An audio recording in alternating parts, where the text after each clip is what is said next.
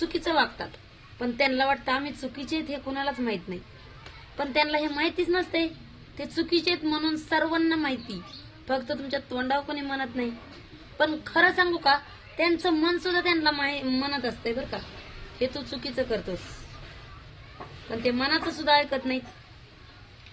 त्यांना फक्त सत्य मानून घ्यायचं नसतंय की आपण चुकीचं आहोत. त्यांना ते हावभाव, ते उपरी काहीतरी दिखावाच चांगला वाटत असते. समजा पैसे नसताना ढोंगदारी दाखवायची, कुणाचे काही एक्स्ट्रा अफेअर असतात, अशा अनेक गोष्टी त्या काही म्हणजे श्रीमंत नसताना श्रीमंती दाखवायची, चांगलं चालत नसताना चांगलं चाललंय हे दाखवायचं, चांगलं वागत नसताना चांगलं वागतोय हे दाखवायचं. म्हणजे हे सर्व काही अवघड असते आणि त्याच्यात ते सुखी नसतात. हमेशा त्यांच्या मनात अशी धडकी भरलेली असती.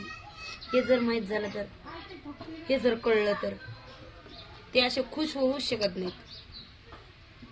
आणि पुन्हा जळणाऱ्यांचं बी तसंच असते. ह्याचं चांगलं झालंच नाही पाहिजे, ह्याचं चांगलं झालंच नाही पाहिजे. अरे त्याच्यापेक्षा तुम्ही काय चांगलं करू शकतात याकडे लक्ष दिलं तर जास्त चांगलं होतंय तुमचं. ते दुसऱ्याचं तर तुम्ही ना समोरच्याला वेड्यात काढत असता, ते त्याचं काम चालूच असतंय, त्याचं काम चालूच असतंय. एक दिवस तो लय मोठा काहीतरी बनतोय, मग तुम्हाला वाटतं यार तो तर आमच्या समोर फाटका तुटका होता, तो कसा सुधारला. अरे पण तुम्ही त्याची टिंगल उडवण्यात व्यस्त होता आणि ते स्वतःचं आयुष्य बनवण्यात, हा फरक होता. तुम्ही बी ती टिंगल उडवण्यात व्यस्त न राहता तुमचं आयुष्य बनवण्याच्या नादात लागला असतात तर तुम्ही बी आज काहीतरी असतात, असं असतंय. आणि वाईट लोकांना सांगते मी, तुम्ही किती चांगले आहेत आणि किती वाईट आहेत हे सर्वांनाच माहिती असते, पण कुणी म्हणून दाखवत नसते. पण एक सल्ला देऊ का मी,